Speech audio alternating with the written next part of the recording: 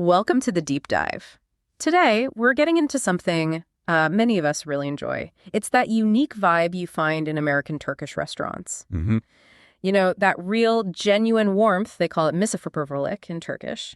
You walk in, smell the Adana kebab cooking, maybe settle in for some say. Right, that ritual. Exactly. And it feels like this little embassy of the homeland, you know, a kind of refuge. It's a very powerful cultural experience.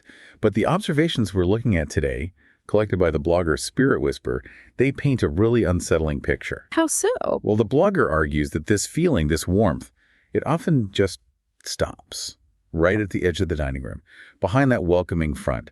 It masks what they call a systemic rot exploitation wage theft. Okay, so that's our focus for this deep dive. We're digging into SpiritWhisper's analysis, which comes from talking directly with workers. We want to confront this pattern of abuse they describe. Yeah, we need to explore how the system is, well, broken, maybe intentionally broken. Yeah. How tips get stolen, and how workers, especially vulnerable ones, get trapped. Right. So where do we start? What's the root cause here, according to the source? Well, what's really striking is that the foundation for all this exploitation isn't some, shadowy illegal thing. It actually rests on a perfectly legal American concept. Legal, but ethically pretty questionable, especially in how it's used. It's called the tip credit. Okay, the tip credit. Let's break that down, because the source says this is key. They mention places like New Jersey, but this is a U.S. thing. Absolutely. It's widespread. Yeah. So imagine the normal minimum wage is, let's say, over $15 an hour. Okay. For a tipped employee, like a server, the employer is legally allowed to pay a much lower direct cash wage. In New Jersey, right now, it's only $5.26 an hour. $5.26. Compare it to 15 plus. Exactly. That difference, that gap, that's the tip credit.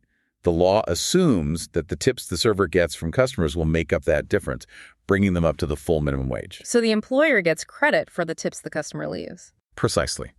It basically lets the employer outsource a huge chunk of their labor cost directly onto you, the customer. But SpiritWhisper's findings suggest it gets worse than that. The owners aren't just paying the minimum required cash wage of $5.26. The conversations reveal they're often paying flat rates, sometimes as low as, $3 or $4 an hour? That's what the workers reported, sometimes even less. Wait, hang on. If the required minimum cash wage is $5.26, how are they legally getting away with paying $3 or $4? Well, that's where the cynicism really kicks in. They're basically gambling. They bet that the worker, who's often desperate for a job, maybe new to the country, maybe doesn't speak English well. They won't complain. They won't report it. Exactly. By paying this illegal below minimum flat rate, they push their labor costs down to almost nothing. The entire burden of the worker's pay and the legal risk of the underpayment falls onto the server and relies on customer tips. So the owners get virtually free labor, protected by the worker's vulnerability.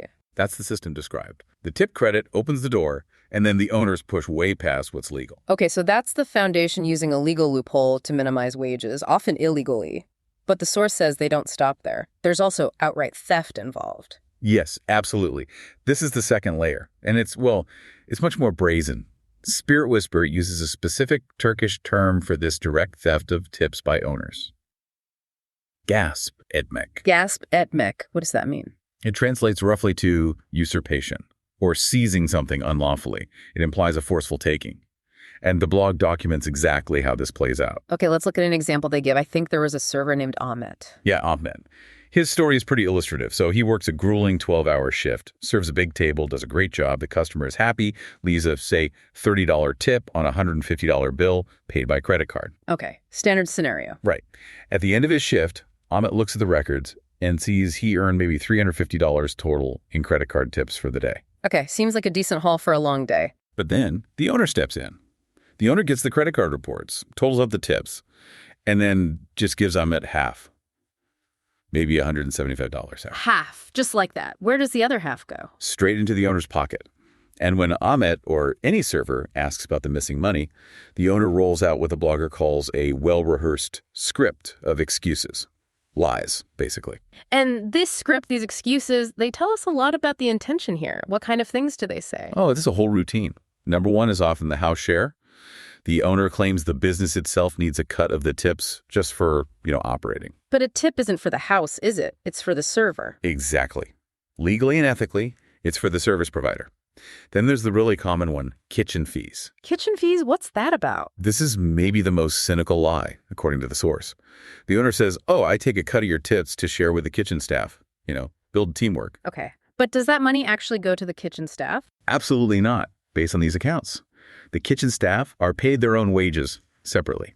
That money the owner takes. It's just pure profit for them, stolen from the server under a false pretense. Wow. That's incredibly dishonest, stealing from the server and lying about helping the kitchen crew. And the third big lie is about credit card fees. The owner might say, look, the credit card company takes a huge chunk, maybe 50% of your tip. 50%? Is that even remotely true? No way. The actual processing fee is tiny, like 3 or 4%, maybe 5 at the very high end.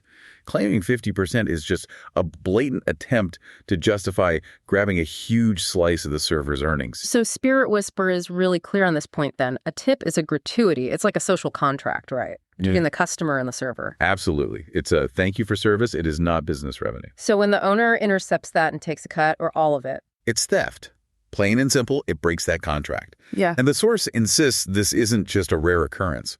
In some areas with lots of these restaurants, like Paterson, New Jersey, it's described as an open secret. It's almost the expected practice, the rule rather than the exception. An open secret. Everyone knows, but nobody stops it. Pretty much. And this kind of systemic theft, it points to something even darker than just financial greed.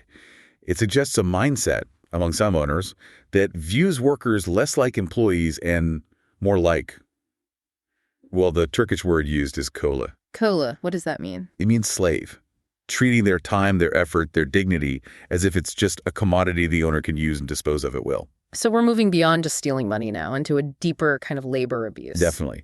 The source documents the working conditions that go along with this mentality. Forget a 40-hour work week. That's a fantasy. Oh, what are we talking about? 60 hours? 70? Easily. 60, 70, sometimes 80 hours a week is described as standard.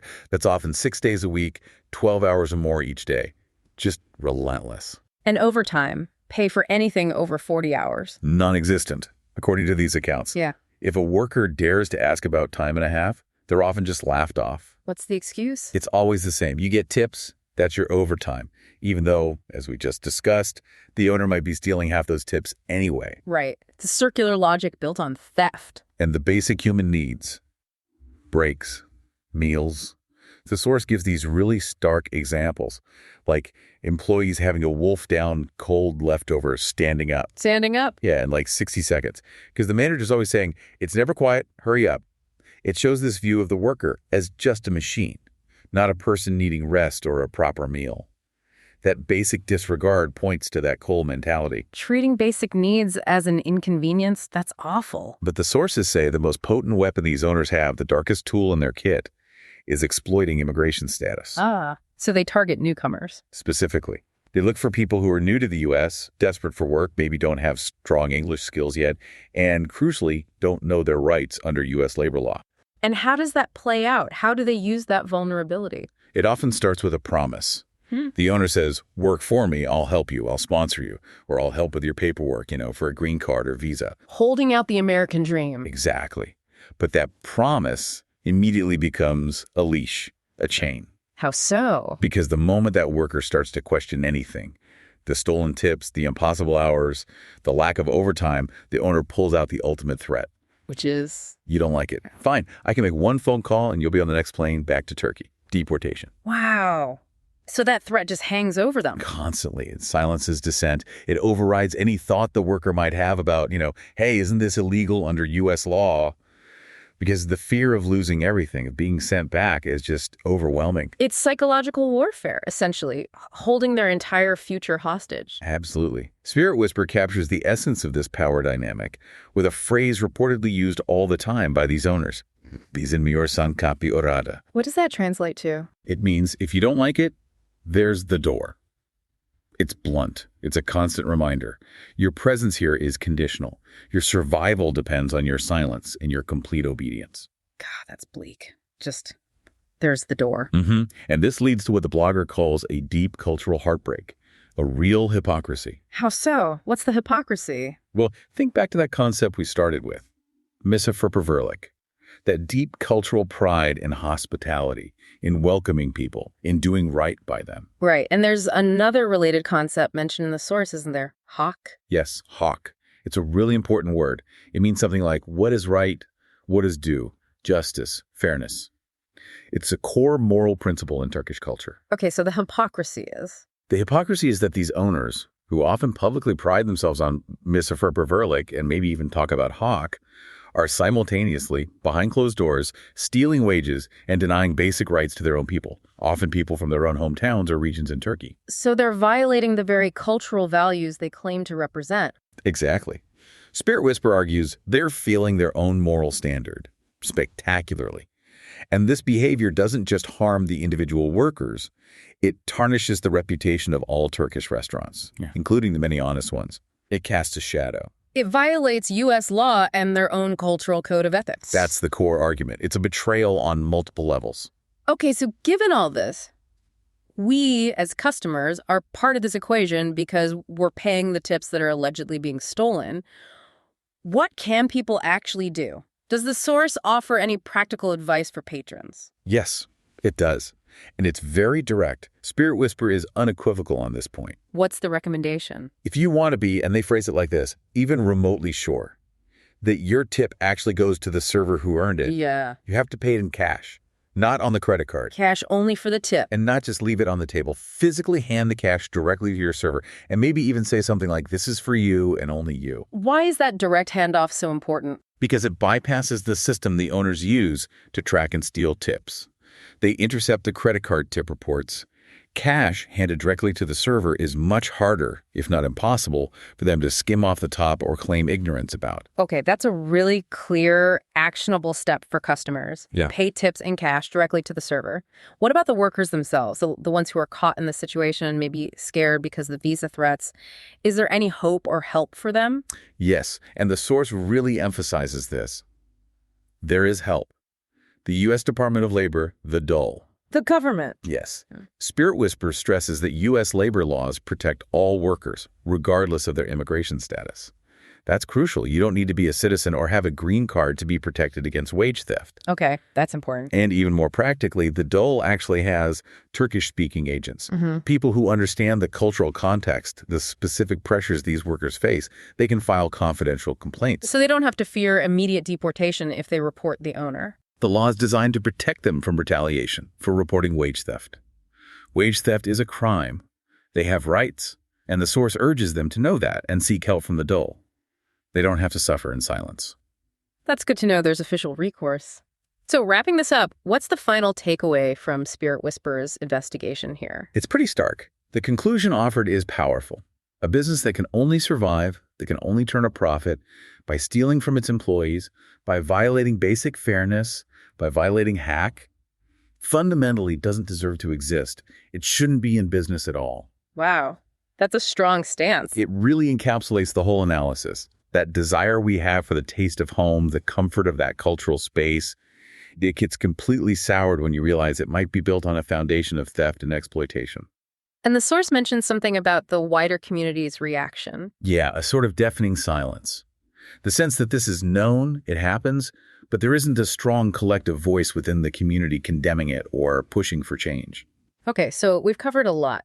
The tip credit loophole and how it's abused, the outright theft, the gasp etmek, and that chilling threat, base and miyorsan kaparada.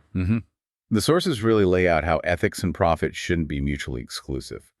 A business should be able to succeed without resorting to stealing from its workers. Which leaves us, and you listening, with a pretty challenging thought, doesn't it?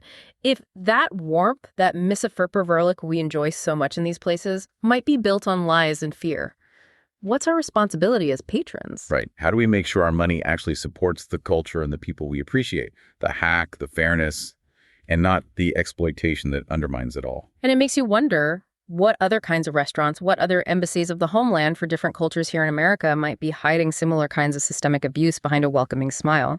Something to think about next time you dine out.